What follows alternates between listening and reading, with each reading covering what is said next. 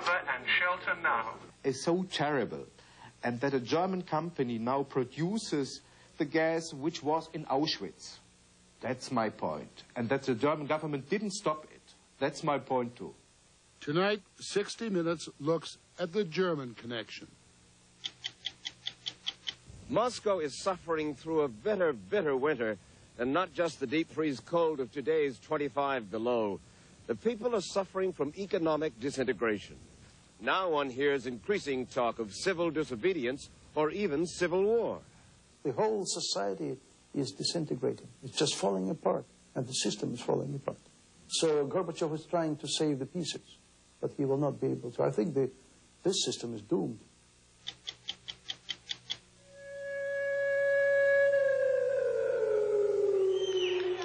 What was your reaction when you heard that Palestinians were standing on the top of their roofs, cheering?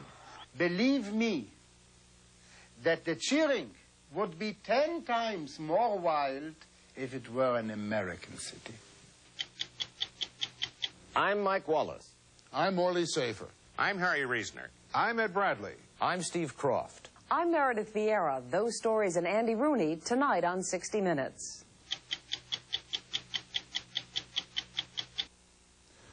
There is a specter hovering over Operation Desert Storm that preoccupies the troops, the commanders, and every member of every family, of every man and woman in the Gulf.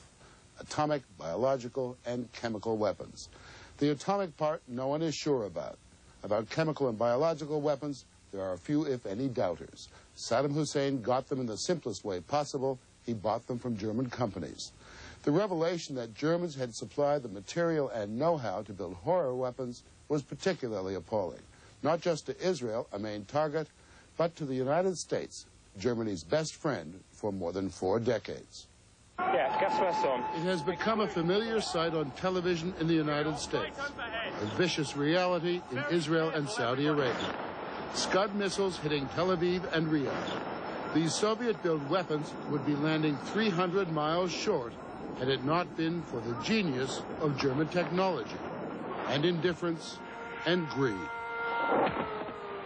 Every German must be ashamed. Hans Leyendecker works for the magazine Der Spiegel. He broke the story of the Exporteurs des Todes, the exporters of death. That German engineering. No, and they don't look, and they tell us we didn't know what they really wanted to do with it. And it's in all cases, if you look there and there and there, they said, we didn't know. We weren't interested. We are doing our job as engineers. Engineering like the work of the Karl Kolb Company of Germany at Samarra in Iraq, a 10-square-mile facility that produces mustard gas and the nerve gases sarin and tabun. The plants were said to be making pesticides. Their products killed perhaps 5,000 Kurds and perhaps 10,000 Iranians. This is the greatest factory of nerve gas in the world. And German companies built it, and they deliver till 1989. And that's terrible. Despite appeals to the German government by American and Israeli intelligence, nothing was done. Germany denied everything until the German press in 1988 broke the story of Rabta, Muammar Gaddafi's poison gas plant built by German companies. But even before Rabta, German companies were hard at work improving Saddam Hussein's arsenal of missiles, chemical and biological weapons, and of course, trying to fulfill his nuclear ambitions. And we are full of shame, and we are embittered and angry and embarrassed about it. A number of German companies have done that. None of these companies have any special export permit from the German government to do so. Otto von Lambsdorff, a prominent German politician, may well be ashamed. But as economics minister from 77 to 84, he advocated an anything-goes free trade policy. There are those who say it gave the green light to free trade in anything, including German technology in extending the range of Saddam Hussein's Scud-B missiles. That has been told, and we are investigating whether this is indeed true, and whether these installations have been delivered deliberately, knowingly, with intention. Well, there's only one way. It has to be deliberately and knowingly. No. There's the problem of, for instance, German pumps, oil pumps, inbuilt into the Scud missiles. They have been found in the rests of Scud missiles. I've been told that, but it's all very new, in Israel. These oil pumps can be used for, again, I've been told, can be used for most peaceful purposes. You really believe that? Well, I have no answer to, no reason to believe. I have no reason not to believe. I have to have evidence. But journalists knew more about what was happening than the government's own offices knew. Is that an exception? Journalists very often know more than governments do. Not only in this case. The CIA, the Defense Intelligence Service, the Pentagon has been advising the German government what's been going on for, what, almost 10 years? Yeah, it went in the ashtray. Stephen Bryan was Undersecretary of State for Defense Policy on Trade Security from 1981 to 88. The U.S. government's top cop in tracking illicit weapons. In Washington, he told producer Rich Bonin that the German government knew everything because he, among others, told them. When we said, look, this threatens the region, that it could destabilize the whole Persian Gulf, this is a terribly dangerous thing to be doing, they didn't respond. They just said it was legal. And I think the guiding principle for the Germans was to fulfill the contracts that they had and to get paid. And clearly they were doing that during the entire time and until most recently, until even after the UN embargo, they were fulfilling their contract. Hundreds of German companies are known to have exported material for mass destruction, from the largest to the smallest of enterprises. Among the most prominent is MBB Messerschmitt, which was deeply involved in exporting its considerable expertise in missile and propulsion research. Another, Gildemeister Projecta, was the main contractor in building Saddam Hussein's research center in Mosul, the largest such establishment in the Middle East. It is called Saad 16 and covers hundreds of acres. Gildemeister, too, was helping extend the range of Iraq's Scud-B missiles. As Stephen Bryan said, at least 9 companies have continued to export to Iraq, even after the UN embargo. Germany's only watchdog over arms exports is the Customs Service, whose duties also include watching over such vital matters as the importing of Asian knockoffs of designer T-shirts. Mikhail Wienicki is Senior Investigation Officer for the Customs Service. Is the Customs Service as sophisticated as the people you're trying to catch? We learned quite a lot during the last years, and I think we are on the same level as the companies. Give me an example, or a couple of examples of your great successes. The problem is, if we investigate, we keep it quiet until we finish our case, until we can bring it to court as a proven fact. No, but you're treating these cases like any case at all. Here we have weapons of mass destruction. Yes, but... And you're talking about the legal niceties? Yes, yeah. You still have to convince the court and the judge.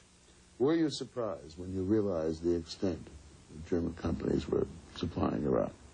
10 years ago, it was best politics and best business to supply Iraq with everything. Up to a point, though. Most countries, even the Russians, would not supply them with ways of extending the missiles. Germany did. I cannot answer to that question.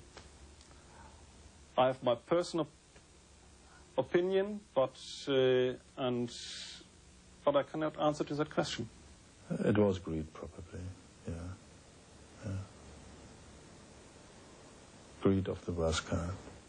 For almost 20 years, Norbert Gonzel has been warning his colleagues in the German parliament that Germany could be responsible for a doomsday in the Middle East. That was a horror scenario. and it became a terrible reality. Of course, the federal government, they looked away. They didn't want it to become true. And if there was enough suspicion for a case of investigation, they were afraid of the damage to the image of German industry and of the Federal Republic. There are laws against exporting weapons and technology. For years they were ignored. This letter to Baghdad from Gildemeister speaks openly about how the company will get round the law in helping Saddam increase the range of his missiles. They will simply alter the documents, but the wind tunnel equipment will be delivered as promised. The law was tightened in 1989, but it was grossly ignored. The list of violators goes on and on and on, and the violations went on even after the UN embargo. Lutz Stavenhagen is Chancellor Kohl's chief intelligence advisor. Now it appears that 9 German companies, violated the embargo. This is since August, since the invasion. Further developing missile capabilities and other capabilities. That is not correct. Those 10 cases had nothing to do with missile technology, chemical technology, anything of that. It was, if I may use the term, normal industrial goods. Screws, spare parts, copiers, and that sort of thing. Except but that, I must underline again... That was said at the time of the nerve gas as well, that it's normal use, pesticides. I know what these cases are about, and I know what those companies tried to export. And I can tell a screw from a piece of chemical equipment. We have about 18 million exports annually, German industry. I don't think any government in the world could keep track on 18 million exports. The vast majority of them being normal goods, which is wanted. Nobody raised red flags about you exporting Mercedes cars or Grundig radios. Fine. But the Israelis and the Americans gave you good early warning. Well, I don't think the reaction was slow. It had to be juridically correct. There's no other way. As we said, the United States did advise Germany about those exports. But Stephen Bryant admits it was more a whisper than a shout. The problem was that it wasn't at the top of the president's agenda or at the top of the Secretary of State's agenda. So the Germans came to believe that while we were saying things sort of for the record, we clearly didn't put this at the top of our list of priorities. My own opinion is that had we been taken a little more seriously at the time and given political support, that we might not be in the conflict we're in today. Would you say that Germany is more guilty than the Soviets and the French and the Chinese and the Americans in building up Saddam Hussein? We have not managed to control the export of military know-how, and we have not prevented the export of the most terrible sort of know-how, namely to know how to develop poison gas, maybe produce nuclear bombs or even bacteriological weapons. And this is very much a burden on us, especially after what Germans have done to the Jews 50 years ago. When I asked Lutz Stavenhagen, the intelligence advisor to Chancellor Kohl, what would happen to the special relationship between the U.S. and Germany if, God forbid, Iraq used poison gas against American troops, all he said was, God forbid.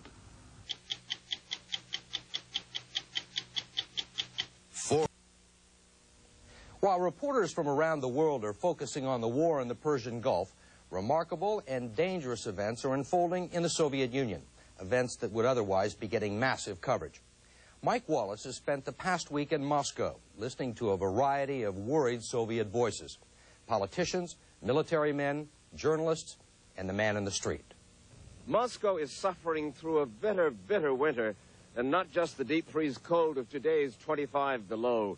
The people are suffering from economic disintegration. The ruble is worth less and less. Prices are up. Food is in short supply. And at the top, Mikhail Gorbachev has lost the confidence of this country. Now one hears increasing talk of civil disobedience or even civil war. Former KGB General Oleg Kalugin. The whole society is disintegrating. It's just falling apart, and the system is falling apart. So Gorbachev is trying to save the pieces, but he will not be able to. I think this system is doomed. You like Gorbachev? No. In the marketplace, the reason they don't like him is clear. After 5 years of perestroika, there is almost no food for sale. Nothing but problems. Why? А почему так происходит? Communists. Journalist, editor Vitaly Korotic. Is it possible that the army will take over and tell people where to go, what to do, what to produce, Possible. what to eat? Possible. They can tell us what to eat, but they cannot give us what to eat. Soviet Ambassador Gennady Gerasimov. Well, I agree with you that the situation is tense, including in Moscow, but I don't think that anybody can predict what course the events will take. Remarkably, you hear such views even from the official spokesman of the government's foreign ministry, Vitaly Churkin. What's going on in this country? I wish I knew. We hear the possibility of civil disobedience. We hear the possibility of martial law. We even hear the possibility of civil war. Well, there are all sorts of possibilities. I would not state categorically that none of those are impossible. What has many people most alarmed was the deployment just last Friday of joint military police patrols on city streets around the Soviet Union. Soldiers here in the green uniforms. The soldiers are ostensibly there to help deal with rising crime, but many fear their presence is more ominous, that they'll be used to quell popular protests if food prices are raised, or worse, as a prelude to a military takeover. Retired KGB officer Major General Oleg Kalugin. So many Muscovites now say, quietly, martial law is coming in the Soviet Union. You believe that? That's what it looks like, yes. I see this is the advent of dictatorship, the one of which former Foreign Minister Shevardnadze spoke before he resigned. He foresaw that. Vitaly Korotic is a magazine editor and one of the Soviet Union's most outspoken journalists. This system never believed in its citizens. This system always treated us as danger. And when these systems prepare for changes, it always started from military patrols. He simply sent the soldiers into the streets. To do what? To guard against what? Against, it's too cold to do anything out there today. Against me, against somebody, because they expecting that the main task of our people are to destroy this brilliant political system. And they never believe in their own people. It's terrible. But... And there are armored personnel carriers with machine guns. Yeah, and live ammunition will wait. Just outside the city. Yeah. I think it's not the best position in relations with your own people. But order is order.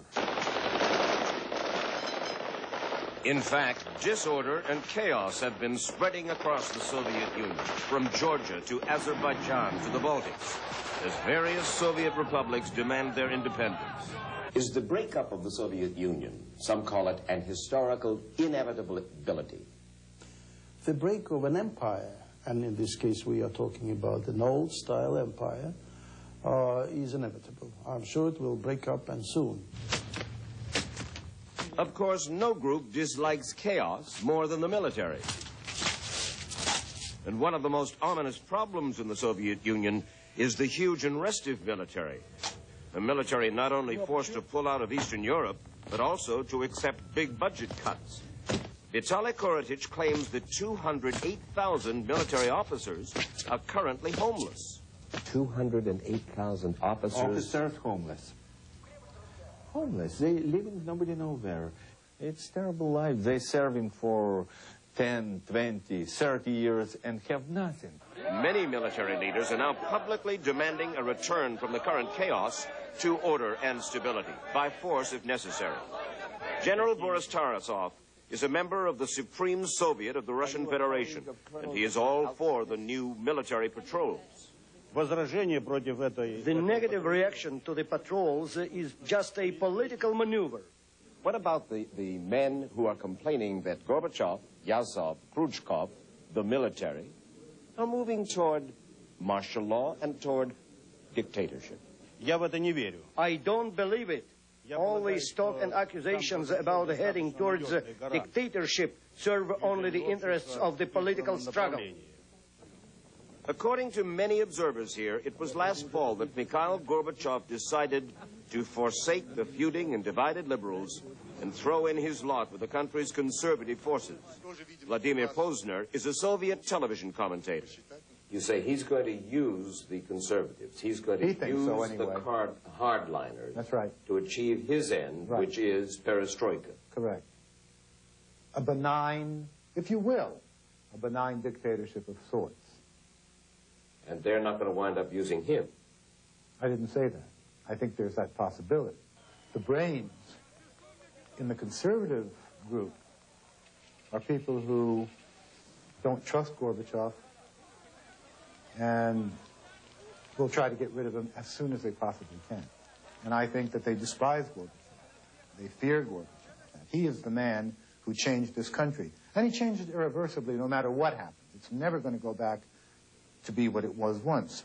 He is the man who allowed Eastern Europe to go away forever. It's never coming back. But they also realize that they cannot make their move today without Gorbachev. Behind me, the Moscow headquarters of the fearsome KGB. Under perestroika, it was supposed to turn into a benign national police force. But according to the man who used to head up its operation in Washington, retired KGB General Oleg Kalugin, the potential of the KGB today is every bit as tough as it used to be. What is the function of the KGB today? Is it just as strong, just as powerful, just as secret, just as determined? Oh, yes. As ever? Yes, sure. In fact, its powers are growing today, as you have noticed from the latest decrees by the president. That the KGB is now going to have the right to go into places of business and go through their books and their personnel records? No. This is something which happened in Russia in the early 20s. It's an attempt to turn the wheel of history back. Gennady Gerasimov, now a Soviet ambassador, became familiar to Americans as Gorbachev's spokesman, although in fact he was press secretary to Foreign Minister Edward Shevardnadze.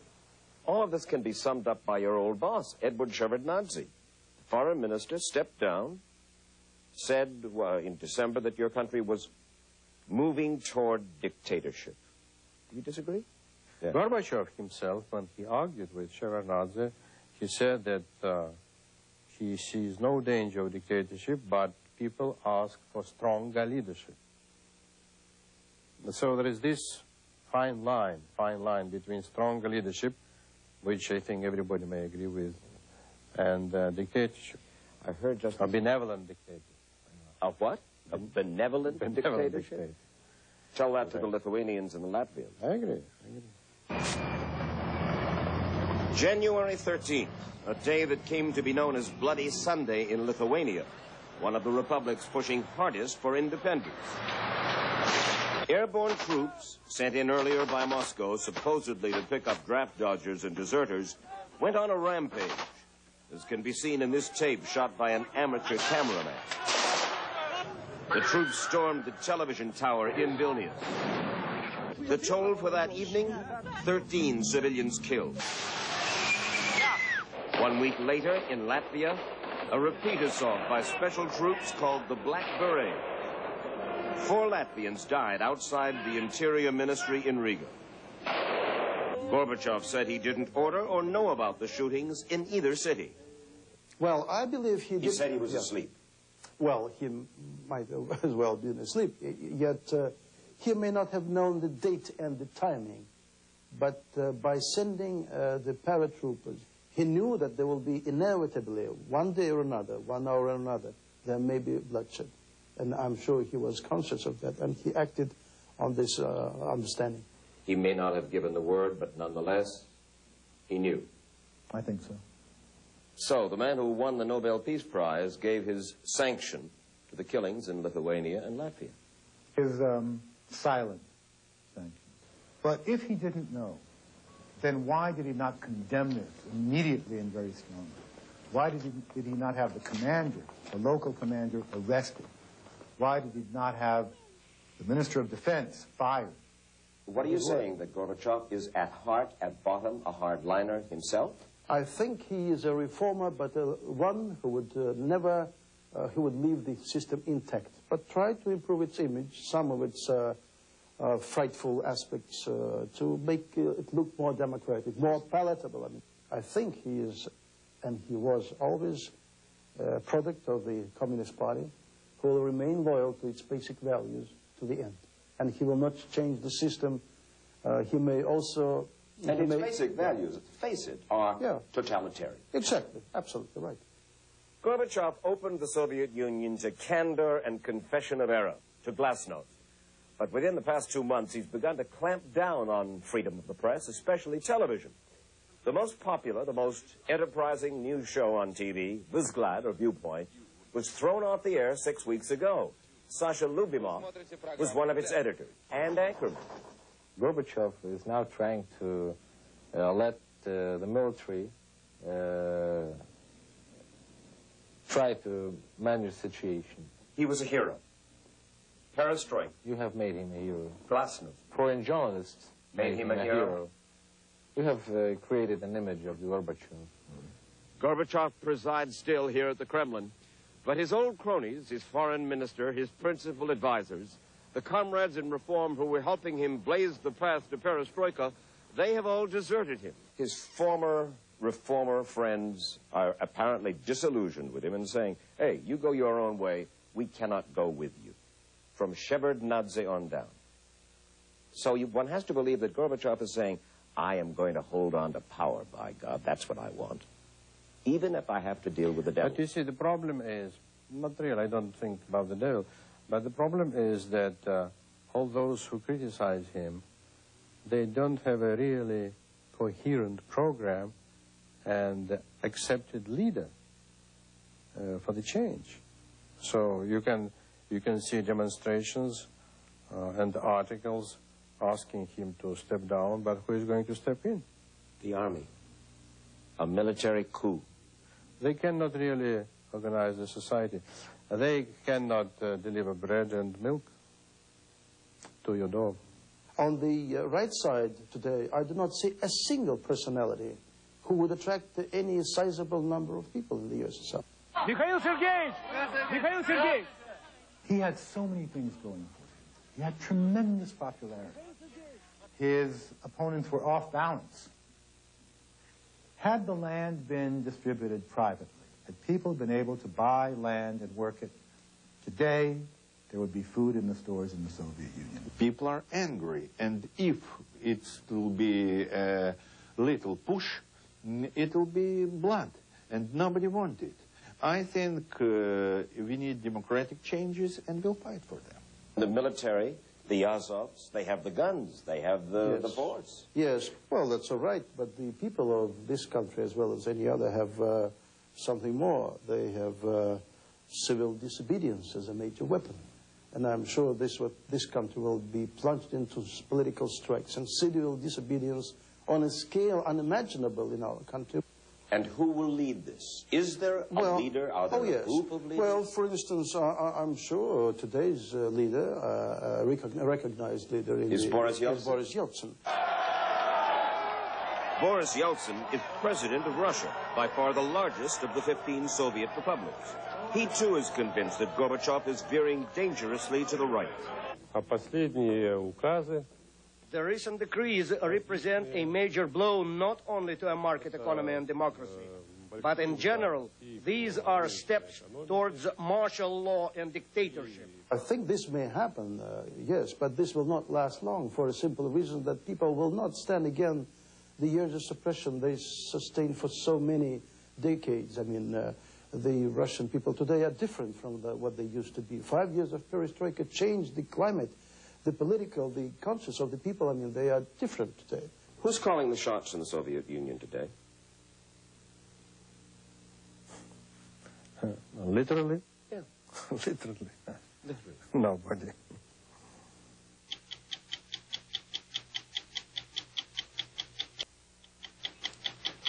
"60 Minutes, a CBS News weekly magazine, will continue.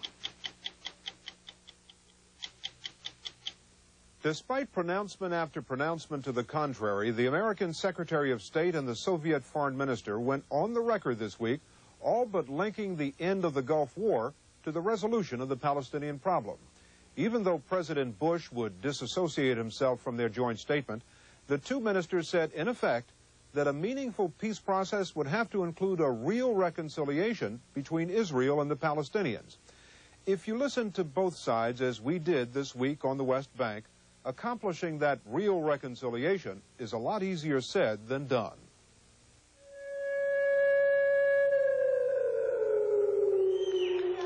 What was your reaction when you heard that Palestinians were standing on the top of their roofs, cheering? I was not surprised. Not at all.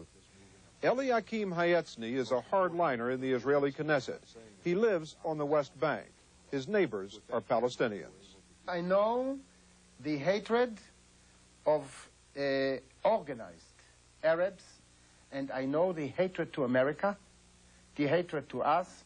Believe me that the cheering would be 10 times more wild if it were an American city. What was your reaction when the missiles went to Tel Aviv? They're not directed at military targets. They're women and children. You see, the Israelis have been directing their missiles, their airplanes, their weapons against Palestinian targets, civilian targets, for the last 43 years. So right now, it's time to see that the Palestinians are not the only ones to pay the price for the conflict, and that the others have also to pay the price in order to solve this problem. We bombed Beirut. We bombed refugee camps in Lebanon, but not the camps. We bombed the PLO headquarters which were there. The PLO munition depots. And no civilians? Civilians were also hit. If you think that no civilians are hurt in Iraq today by your bombings? Do you think that there can be some kind of accommodation with the Israelis? Of course. All along. Of course. Actually, I'll tell you, the irony is that, honestly, I thought when the rockets fell on Tel Aviv, I thought that the Israelis will become more sympathetic with us. What is this? Closed. The curfews from 1 to 4. It's 2 o'clock. No picture. There's no curfew. Why? What's the matter with taking pictures? are not allowed to be here now. Why? Because this is the law. The fact is, you can't even talk to a Palestinian on the West Bank without an Israeli military escort. So we asked Hanan Ashrawi, a leader in the Palestinian community, to meet us at our hotel in West Jerusalem. She agreed, even though she had to break the curfew, which meant she could have been arrested for leaving her house. The army patrols go around with loudspeakers telling people if you step outside your house, you can be shot, and that you are in danger of losing your life. So it's a very serious threat. It's a very strict curfew. How do people work? People can't work. Farmers can't tend to their crops or livestock. Workers can't go to their work. Industry has come to a halt, whatever little we have of it. And schools are closed. All institutions are shut down. You can't move. You can't breathe. It's stifling.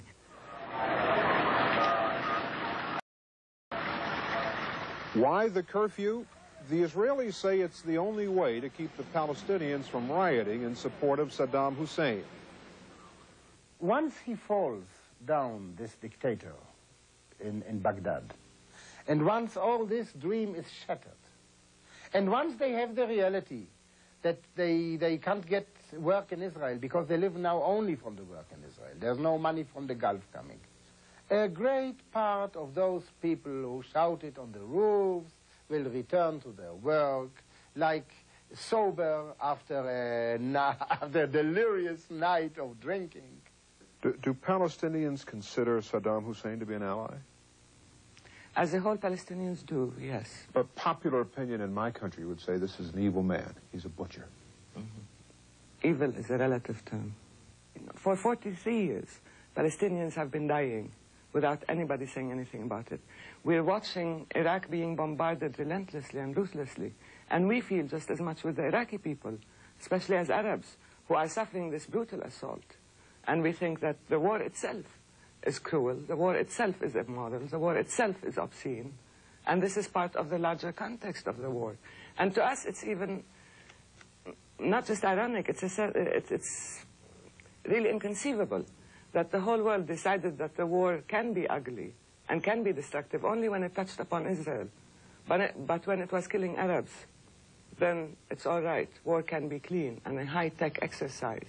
You've got Yasser Arafat embracing Saddam Hussein and saying, we welcome war. They were left with no other option. Whom did they have to choose among? The West, the U.S. that has cut off dialogue with the PLO, that has vetoed every single resolution in the United Nations dealing with Palestinian human rights. All we asked for was protection. Of course. The Hitler Germany always said we are a victim. This is all this is not new.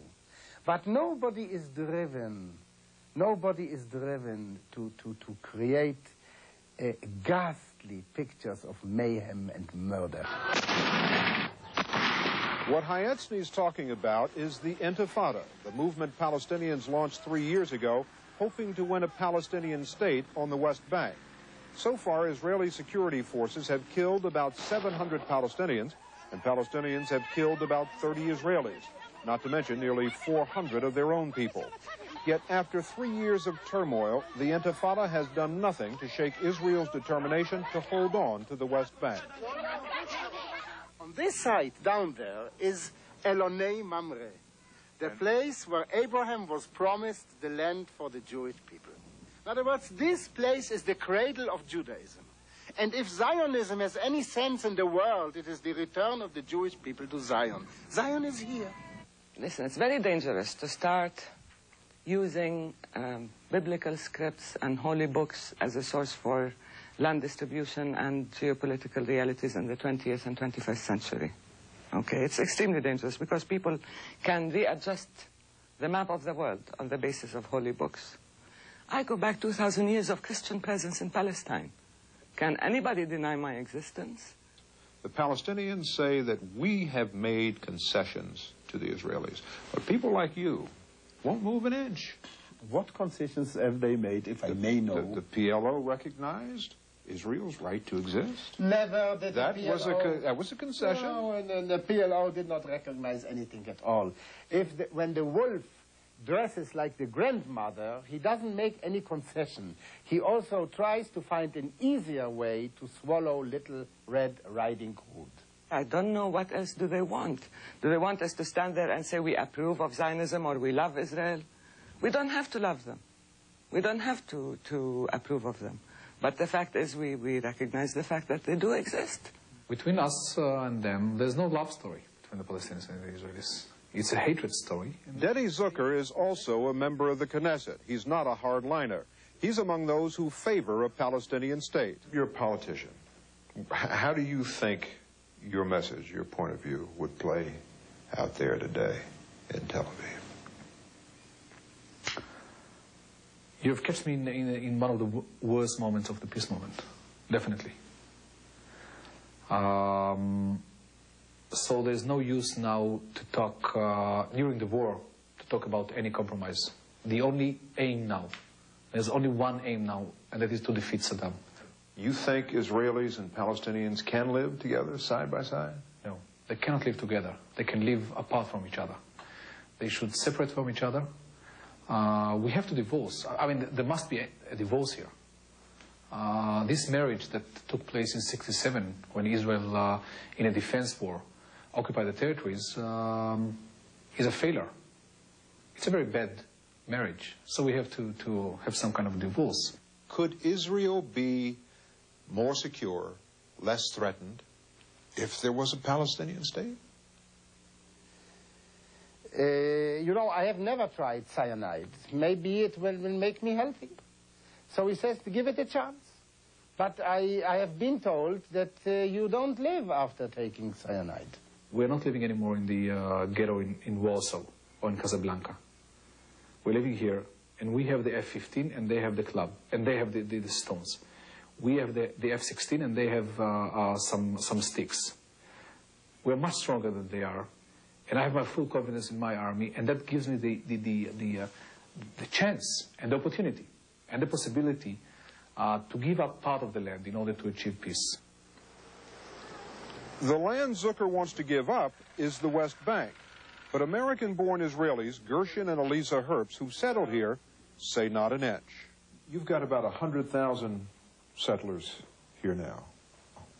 What's the prospect for the future? There's plans to double that number in the next year and a half. In the next year and a half? Double it? Double it. Housing in the cities is very, very difficult and very expensive because of the Aliyah, the great number of people who are coming from Russia right now. And it's basically pushing young couples out of the cities. And they're turning to the settlements in droves. We are living on our land, and all of a sudden we see 55% of the West Bank being confiscated, 75% of our resources, our water resources, being confiscated. We see people who had never seen this land before come and claim it and say this is ours, when the real owners are living right next door or have been totally dispossessed. And then they claim that they are afraid of us. But look, when Israelis see Palestinians up on the roof cheering, as Scud missiles head towards Tel Aviv, why shouldn't they be afraid? You cannot underestimate the brutality of the occupation, which has led to so much anger and frustration and bitterness and a feeling of total oppression that the Palestinians have been living under for so long. And so it's a kind of release that people are saying, we're not the only ones on the receiving end. We're not the only ones now who are suffering, that Israel is not the impregnable fortress it thought it was. But if Israel isn't the impregnable fortress it thought it was, these days Hanan Ashrawi and her family share its fate. Close the door. While we were at their house, one of Saddam Hussein's Scud missiles hit the West Bank.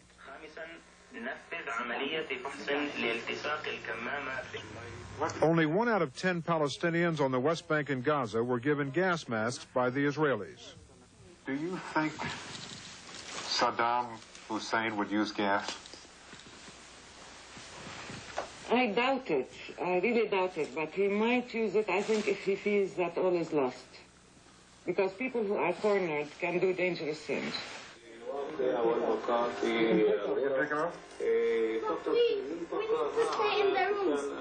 After the all-clear sounded, we learned that missile exploded just a few miles from where we were. Hanan Ashrawi, you know her. Yeah, very well. How would you describe her? She's tough. She knows exactly what she's up to. She knows exactly what she would like to see here in the future. And definitely, with somebody like Hanan Ashrawi, Israelis like myself can find the solution. But this is someone who would say that what's happening here today, women, children in fear of their lives from the missiles, has been happening to Palestinians for more than 20 years. Right. I know of no case in history where the occupied nation loved the occupier, or where the occupier loved the occupied. It's a hatred story.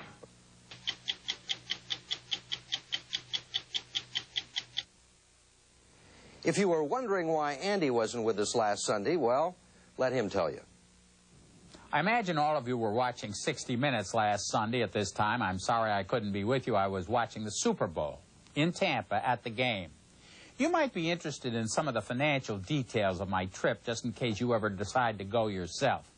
A ticket to the game was $150. As you can see from the stub, it's no ordinary ticket. It lights up in the dark, I think. It's a souvenir. They're very souvenir conscious at the Super Bowl. This is the rip-off souvenir program. Costs $10. Real football fans don't buy it. All you want is the names and numbers of the players, and they give you 260 pages of junk that was put together months before anyone even knew who was going to be in the Super Bowl. There was just this much, this little bit about the Giants and the Bills. There was one of these cushions from GTE on every seat. These were a big souvenir item. After the game, people outside were offering $50 for the cushions. Now I wish I'd sold mine. Here's where I sat at the game. I was right up here. I don't know whether you can see me or not. I'm the one in the blue Giants hat there. It wasn't the best seat in the house. I couldn't wait to get home and watch it on tape the next day. I sat next to my friend Dave Kiley. He outweighed most of the players on the field. The airlines did their part trying to make it a memorable weekend. Ordinarily, the round-trip fare from New York to Tampa is $238, but they had a special on last weekend. They charged $866. I stayed in a very good resort hotel. The room cost $170 a night. I was only there 3 nights, but they had a 4-night minimum. So with breakfast one morning, one lunch, and some phone calls, the hotel bill was $819.85. Here's a charge for $44. That's right, I did go in the bar after the game and have 1 Diet Pepsi. In Tampa, I rented a car from Avis. That came to $160.11. So the whole thing cost me a total of $2,005.96. But I had a great time, and it was worth every penny of it, because you see, by doing this television piece about it, I'm going to put it on my expense account and charge it to 60 Minutes. Oh, there were a few incidentals, newspapers, tips. Why don't we just call it an even $3,000? I'm Steve Kroft. We'll be back next week with another edition of 60 Minutes. In the meantime, stay tuned for the latest news from the Persian Gulf.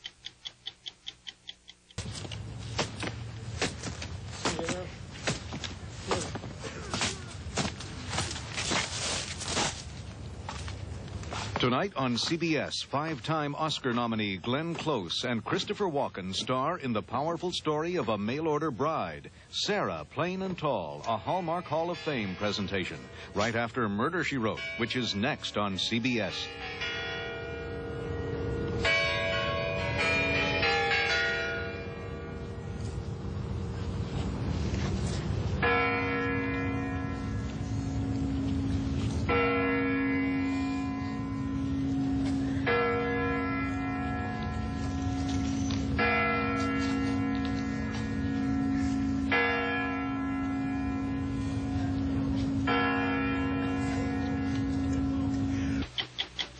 For a transcript of 60 Minutes, send $4 to 60 Minutes Transcripts, 267 Broadway, New York, New York, 10007. And to purchase video cassettes of tonight's stories, call 1-800-848-3256.